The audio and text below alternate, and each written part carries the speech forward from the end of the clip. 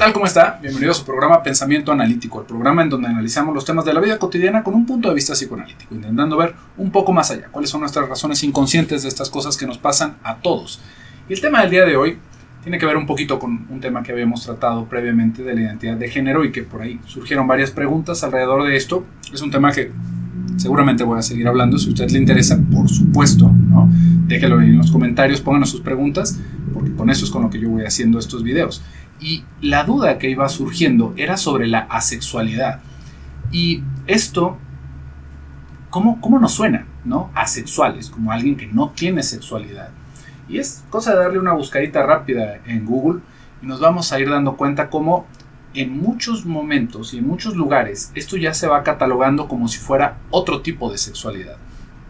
Y si recuerda el video sobre la identidad de género, ahí hay una apuesta peligrosa, ¿no? en el intentar clasificar como todas estas nuevas sexualidades, ¿no? Como si es solamente una manifestación más o una elección o una manera de vivir. ¿Por qué? Porque vamos perdiendo de vista muchos aspectos que tienen que ver con el sufrimiento de la gente, ¿no? No por demeritar una postura u otra, sino más bien por intentar entender qué es lo que está sucediendo, ¿no? Porque cuando hablamos de asexualidad, como le digo, ¿qué le suena? ¿No? Una persona que no tiene deseos sexuales, ¿no? Y esto no quiere decir que no haya la posibilidad de vincularse con alguien, simplemente que no hay un deseo sexual. Yo no podría decir, ¿cómo sucede eso? ¿No? Y entonces esto es otra manera de vivir la sexualidad.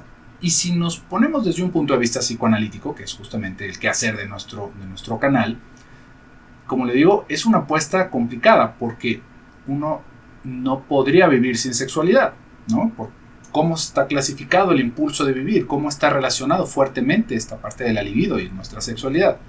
¿Por qué no sentimos un deseo, ¿no?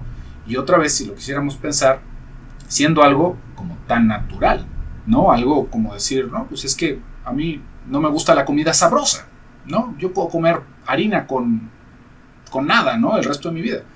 Yo podría decir, ¿y por qué? ¿No? O sea, digo, estás en todo tu derecho, no es porque nadie vaya a hacer una cruzada para evitar que lo hagas, pero ¿por qué no comer otra cosa? ¿No? ¿Por qué no comer algo un poquito más sabroso? Y es poder entender que en nuestro desarrollo hay afectaciones, ¿no? Hay cosas que nos van llevando hacia un lugar y hacia otro. Cuando estábamos hablando sobre el aspecto de la homosexualidad, hablamos de que era una variación del quehacer sexual, porque efectivamente es eso, ¿no? Es sentir una atracción hacia una persona del mismo sexo. Pero sigue estando el factor de la atracción, y esto lo podríamos llevar más allá, ¿no? En la bisexualidad, ¿no? Como hay una atracción para ambos sexos, ¿no? Y que ahí ya podríamos empezar a entender cómo es esto del género fluido, ¿no? De las personas que se van identificando de una manera o de otra, que en su momento también lo vamos a poder abordar con más calma.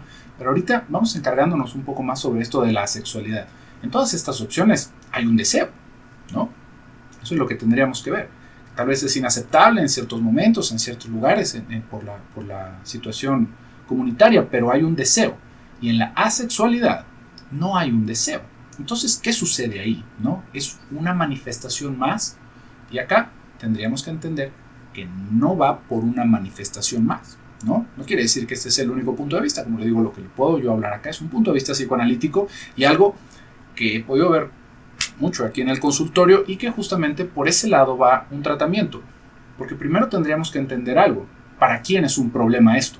¿No? Eso siempre es el primer punto a tratar, ¿no? Cuando alguien llega al consultorio, es un problema para esa persona, ¿no? Ojo, no quiere decir que eso no sea un problema en sí, que no sea algo que se pueda tratar. Pero si la persona no lo reporta como un problema, no es algo que se tenga que abordar. O no es algo ni siquiera que va a atraer a la persona al consultorio. Sin embargo, menos en mi experiencia, son las personas que se encuentran en esa pregunta, ¿no? Es que no siento un deseo sexual, es que, no sé, tal vez sea homosexual o no sé, pero no siento nada, no siento una atracción física por ninguna persona, ¿no? O sea, ¿qué es lo que me está sucediendo? Y ahí es en donde uno ya puede abordar, no, como le decía, no por llevar una cruzada, decir todo esto está mal, te vamos a componer, porque no es el punto, ¿no? Sin embargo, hay que poder entender que esto no va por el sentido de que sea una variación del quehacer sexual, sino más bien con algo que tiene que ver con la represión, ¿no? ¿Qué quiero decir con esto? Todos nosotros, en nuestro desarrollo, en cómo vamos entendiendo el mundo, vamos a tener que lidiar con un mecanismo de defensa importantísimo, aparte para fundarnos, para estructurarnos, que es la represión, ¿no? No hagas esto, no hagas aquello, por decírselo muy en cortito, ¿no? ¿Qué sí está permitido, qué no está permitido? ¿Por qué cosas siento culpa? ¿Por qué cosas no siento culpa? Ahí es en donde está actuando nuestra represión, que es algo importantísimo. ¿Por qué? Porque sin esa represión, bueno, pues entonces yo estaría diciendo todo lo que se me ocurre en todo momento, estaría orinando y defecando en todos lados. Entonces es algo importante para estructurarnos, pero también es algo de lo que nos podemos llegar a enfermar gravemente, ¿no? Por decir algo, ¿no? Es que con este mismo tema yo no siento ningún deseo sexual, ¿no? No porque sea una elección, como tal. Y ojo, no quiere decir esto que estamos descalificando a nadie que lo viva de esa manera, sino por intentar entender qué es lo que está sucediendo, ¿no? Y poderle dar una explicación desde un punto de vista psicoanalítico. Entonces, si es algo que tiene que ver con la represión, ¿en qué momento de mi vida esa parte de la sexualidad se acabó limitando? Al punto, ¿no?, en el que simplemente no siento nada. Y esto, si quiere, lo podríamos llegar a ver en otras manifestaciones que tal vez no son tan drásticas, pero que sí tienen un impacto fuerte. Por ejemplo, en la anorgasmia, ¿no? Palabrota. La incapacidad de sentir orgasmos, ¿no? Si hay un deseo, ¿no? Si hay una estimulación, pero no hay un orgasmo. Hay muchas personas, y en sí es uno de esos temas así como que no se le hace mucho ruido, pero es un problema, no, que hay muchas personas que se viven así. Y esto podríamos pensarlo especialmente en mujeres, ¿no?, que sienten que la sexualidad, pues como que es algo que nada más los hombres disfrutamos, ¿no? Porque para las mujeres no es algo estimulante. Y esto todavía peor. Hay como todo un razonamiento cultural de decir, bueno, claro, ¿no? Son los hombres los que quieren sexo, las mujeres no queremos sexo. Fíjense cómo ya desde ahí vamos a ver estas piececitas que se pueden ir organizando para dar un montón de manifestaciones en nuestra enfermedad, ¿no? Es que claro, los hombres son los que están todo el tiempo pensando en sexo, las mujeres no somos así. ¿Qué estamos escuchando ahí?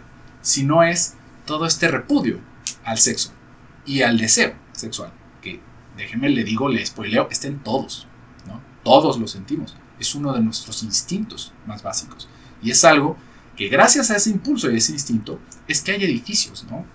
Igual y puede sonar exagerado, pero todo lo que tiene que ver con el quehacer creativo va ligado con nuestra sexualidad, el trabajo. Todas estas cosas van encontrando una explicación a través de ese impulso sexual que se tiene que desviar hacia otras cosas, que se tiene que trabajar, que se tiene que impresionar al que está a un lado, que se tiene que ganar un prestigio.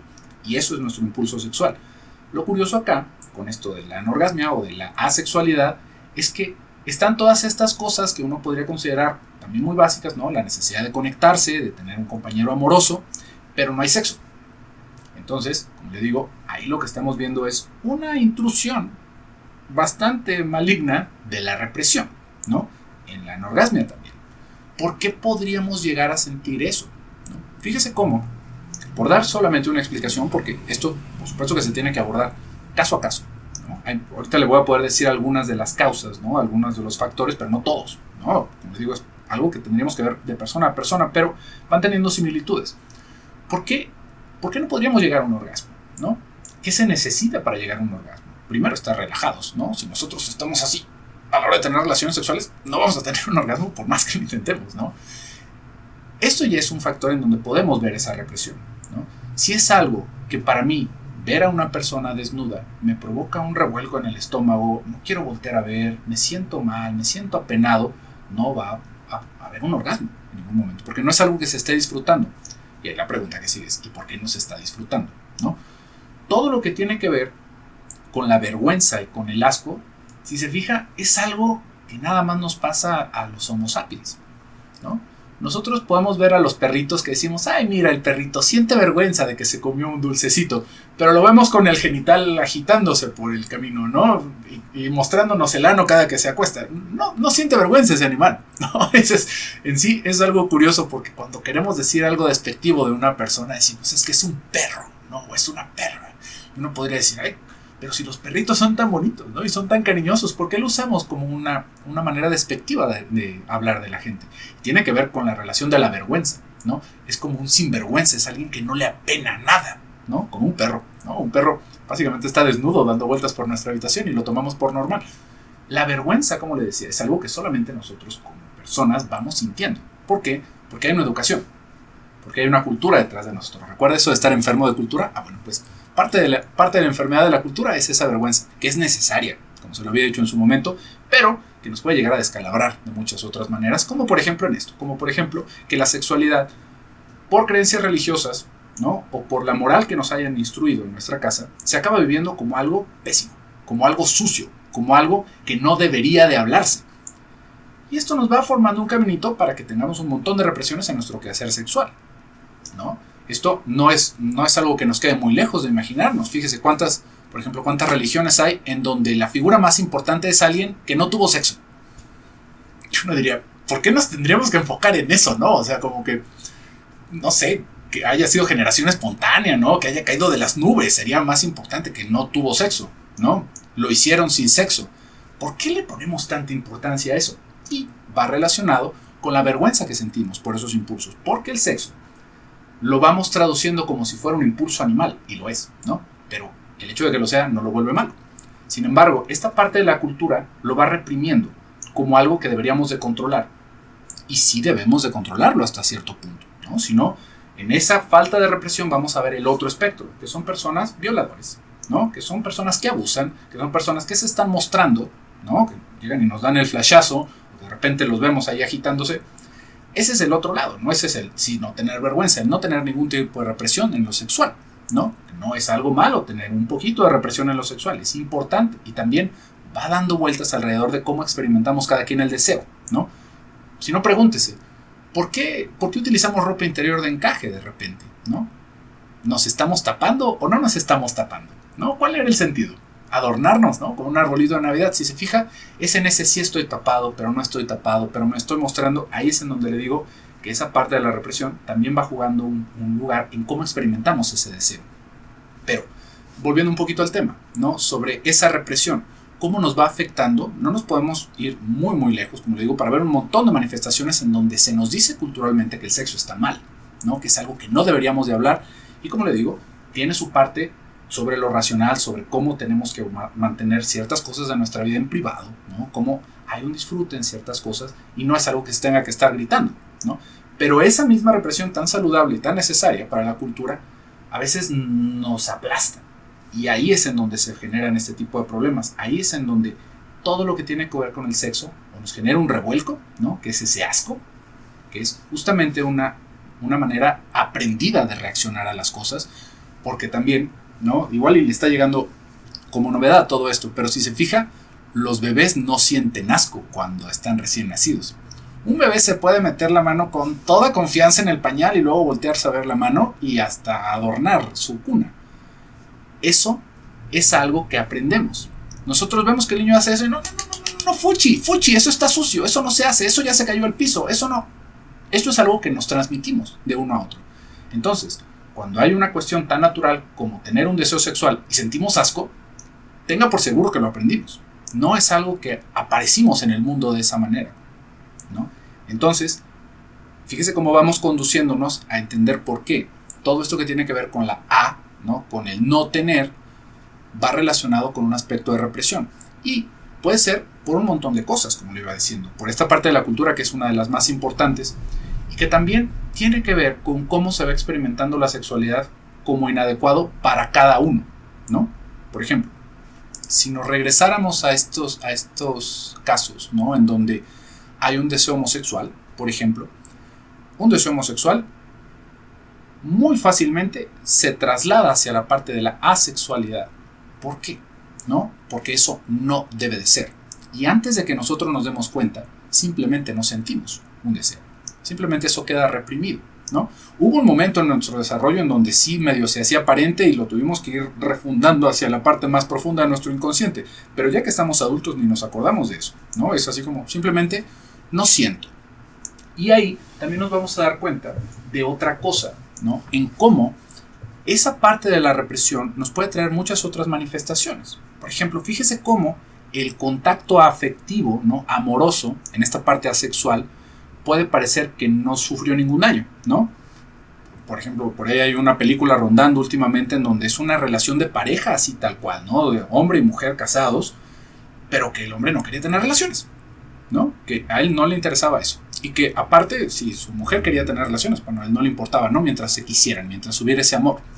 Fíjese ahí cómo la represión, como una gotita de agua que acaba partiendo una piedra, se nos puede ir metiendo al punto de intentar separar el afecto de lo sexual, ¿no? Que esto es otra cosa que vamos a ver en un montón de manifestaciones psíquicas y que son como causa de un dolor terrible en las parejas específicamente, ¿no? Y en otros, en donde el afecto y la manifestación del afecto quedan como si fueran dos cosas distintas. Esto también lo podemos ver, como le decían las parejas, en las personas que tienen amantes, ¿no? Que en el momento en el que la persona con la que estamos casados, por ejemplo la mujer, ¿no? Esto es algo que pasa muy a menudo en los hombres, en las mujeres es distinta la manifestación, pero ella ya quedó embarazada, ya no me genera deseo sexual, ¿no? Ya no la quiero ni tocar. Entonces me hago de un amante, ¿no? Y esta persona la sigo amando, es una persona importantísima en mi vida, pero ya no puedo tener relaciones sexuales con ella, ¿no? ¿Por qué? Porque ¿cómo voy a por ahí? Decía un personaje en una serie, Los Sopranos, creo, ¿cómo crees que voy a hacerle a mi esposa lo que le hago a esta mujer, ¿no? A mi esposa la respeto. Y uno diría, ¿en qué momento se hizo ese razonamiento, ¿no? Que hacer algo de mutuo acuerdo entre adultos en un aspecto privado de nuestra vida llega a ser una falta de respeto. Y una falta de respeto que sí puedo tener con ciertas mujeres, pero que nunca se me ocurriría tener con otras. Fíjese cómo ahí hay una representación en donde la mujer al momento de quedar embarazada se volvió en madre. Y a las madres no se les toca. No debería yo de desear eso. Y es algo que hasta me genera revuelco, ¿no? ¿Cómo me le voy a acercar? ¿No? ¿Cómo la voy a tocar? ¿Cómo le voy a faltar al respeto? Pero esto tiene que ver otra vez con esa parte de la represión. ¿Cómo queda una escisión en el yo? Diríamos ya si tomamos los libros, pero vamos aterrizándolo un poquito más, ¿no? Para poderlo entender sin necesidad de sacar aquí el libro y la bibliografía. Va quedando separada la experiencia, en la cual ese deseo se piensa como si fueran cosas diferentes, cuando es lo mismo, ¿no? Por eso es que hay un sufrimiento en ese tipo de situaciones, por ejemplo en la infidelidad, porque podría parecer que dejamos de lado esta parte sexual en un lado de nuestra relación, ¿no? Si eso es lo que se está viviendo, a mi esposa yo ya no la toco, pero con mi amante sí puedo tener relaciones sexuales. Pero lo que vamos a ver que sucede con el tiempo es que con la amante, que en un principio nada más en un quehacer sexual, también empiezo a experimentar afecto, ¿no? Y ahí es en donde, bueno, se vuelven todas estas confusiones de es que también estoy enamorado y ya tampoco puedo tener relaciones con esa persona, ¿no? Y es buscar a alguien más o buscar prostitutas. Porque parte de nuestro desarrollo se acabó viviendo así, como que esto era algo prohibido, como que el sentir deseos era algo que no debería de sentir yo. Y esto, como le decía, en el aspecto homosexual se vuelve todavía más complejo, porque sí siento deseos, pero mis deseos están mal y por lo tanto debería de reprimirlos, ¿no? O en una situación que también va pasando no nada más en lo homosexual, podríamos decir, hay un deseo ferviente en mí, un deseo sexual como tal, ¿no? Que esto tendría que ver con momentos primarios en el desarrollo, por ejemplo, en el complejo de Edipo, que en algún momento lo platicamos más a profundidad, pero tiene que ver con ese enamoramiento que hay con los padres, ¿no? Específicamente ahorita hablando con la madre. Si yo tengo ese enamoramiento y ese deseo, que muchas veces lo queremos decir como son niños, no saben lo que sabemos los adultos, pero también sienten los niños también tienen erecciones, los niños también tienen esa sensación y ese placer, pero son niños, ¿no? Y no están tan convolucionados como nosotros. Pero eso el niño, si lo sigue sintiendo, mientras va creciendo el tiempo, mientras no haya un desplazamiento, mientras no haya la posibilidad de dirigir ese deseo hacia otra persona que no sea mi mamá, adivinen qué va a acabar. En un terror a lo sexual. ¿Por qué? Porque pareciera que entonces esto que siento está mal porque es mi mamá. ¿Cómo voy a sentir eso con mi mamá? Son momentitos que ahorita se lo estoy diciendo ahí como medio de resumen, pero fíjese cómo va por muchos lados. Y esto principalmente para entender con lo que empezábamos. Hay muchos aspectos de la sexualidad que no deberíamos de tomar como que simplemente es una manifestación más, ¿no? Por entrar en un aspecto inclusivo del diálogo, ¿no? Es que todo se vale y todo está bien. Porque en ese diálogo se nos van a ir pasando un montón de cosas que efectivamente están generando sufrimiento a la persona. Y que por ahí algunas de las preguntas nos decían, oye José Luis, ¿Qué pasa con los muchachos o las muchachas que van haciendo todo esto de la sexualidad como si fuera de moda? Como que tal artista está diciendo que él es homosexual o que él es asexual, entonces yo veo que mi hijo o mi sobrino también lo hace. Ahí, fíjese cómo va conectada esta parte de cómo vamos nosotros formando nuestro concepto de la sexualidad, con lo que tengamos a la mano, ¿no? Y muchas veces para los muchachos lo que tienen a la mano es esa cultura popular. Y esa cultura popular en donde ya se va distorsionando un mensaje, porque esas personas de los videos musicales no están buscando educar a nuestros hijos, ¿no? O las personas que están haciendo un movimiento político, les aseguro que no lo están haciendo por la educación de la humanidad, sino por un dinero que hay detrás de todo esto. Entonces, esto es algo que deberíamos de reflexionar dentro de todos nosotros, pero ahí se va haciendo una dificultad, como le decía, porque esto no es algo que nosotros podamos imponer a los demás. Es un problema, sí, pero que la misma persona tendría que venir de él o de ella la reflexión de decir, tal vez podría vivir distinto. Y mientras mantengamos el diálogo abierto, en que no todo es como debería de ser, no simplemente porque se le ocurrió a alguien ponerle un nombre rimbombante, sino que hay que cuestionarnos lo que está pasando, ¿no? Saber de dónde viene esto que yo estoy sintiendo. Ahí tenemos la posibilidad de no vivir tan accidentados, ¿no? De realmente poder hacer algo, porque esto es algo que se sufre. Como le decía en un principio, vamos quitando partes fuertes de nuestra experiencia, del disfrute, ¿no? Imagínese, nada más para ponerlo en comparación, ¿cómo viviría usted si nunca en su vida pudiera comer fruta? Si nunca en su vida pudiera comer algo salado. Estamos hablando de algo súper mundano y súper básico, ¿no? Y seguramente uno diría, ay no, qué cosa tan horrible el pan dulce. Ahora imagínese que pudiéramos normalizar vivir sin tener relaciones sexuales, ¿no? Simplemente por hablar de inclusión, por no otra vez querer catalogar como si fuera una enfermedad. Pero no es que sea enfermo o saludable, sino que hay un sufrimiento detrás. Y eso es lo que tendría que ocuparnos y pensar en ello. Pero bueno, por hoy este video ya se nos alargó, pero lo voy a dejar aquí. Si le interesó, si le gustó, déjenos un like, por favor, déjenos sus comentarios. Con todo lo que usted nos va poniendo ahí abajo, yo voy construyendo estos videos. Pero por el día de hoy, yo me despido. Soy José Luis Amarripa. Hasta pronto.